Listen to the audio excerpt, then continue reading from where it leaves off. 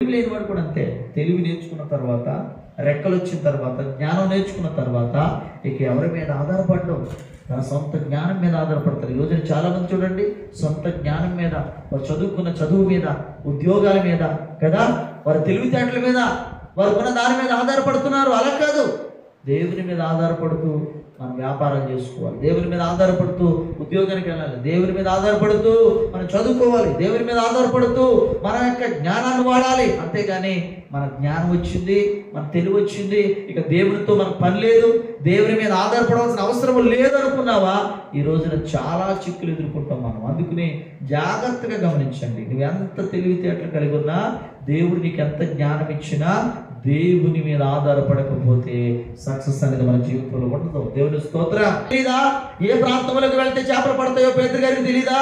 చేపలు ఉన్నాయి, ఆ సముద్రంలో చేపలు ఉన్నాయి, కానీ ఒక్క చేప కూడా పడలేదు. ఎందుకు పడలేదు? సొంత జ్ఞానము చేత ఎన్ని ప్రయత్నాలు చేసినా ఒక్క చేప కూడా పడదు. సొంత జ్ఞానము చేత, సొంత తెలివి చేత, సొంత ఆలోచన చేత ఎన్ని ప్రయత్నాలు చేసినా, దేవుణ్ణి పక్కన పెట్టి దేవుని మీద ఆధారపడకుండా నువ్వు ఎన్ని అడుగులు వేసినా నీకు ఒక్క చేప కూడా పడదు.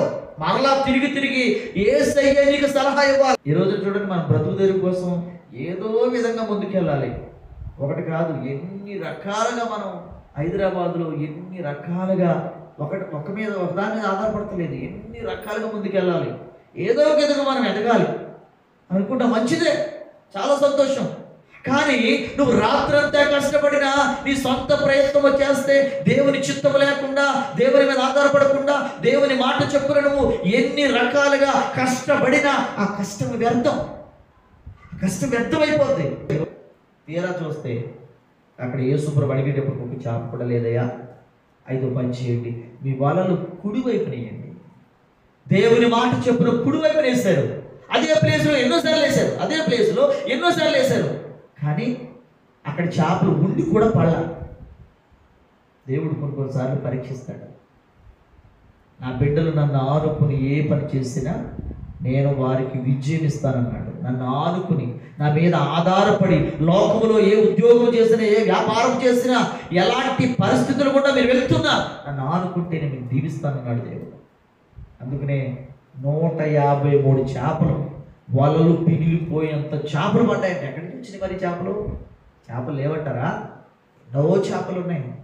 కానీ దేవుని దయ లేకపోతే ఆశీర్వాదం మనకు రాదు. దేవుని దయ లేకపోతే, దేవుని కాపుదల లేకపోతే, దేవుని కృప లేకపోతే, దేవుడు మనల్ని కరుణించకపోతే, నువ్వు ఎంత గొప్పవాడు అయినా నీకు ఎదుగుదల ఉండదు. ఈరోజున అనుకుంటారేమో ఎదుగుదల ఉండదు. దేవుణ్ణి విడిచిపెట్టి మనం ఎంతకాలం జీవిస్తామా?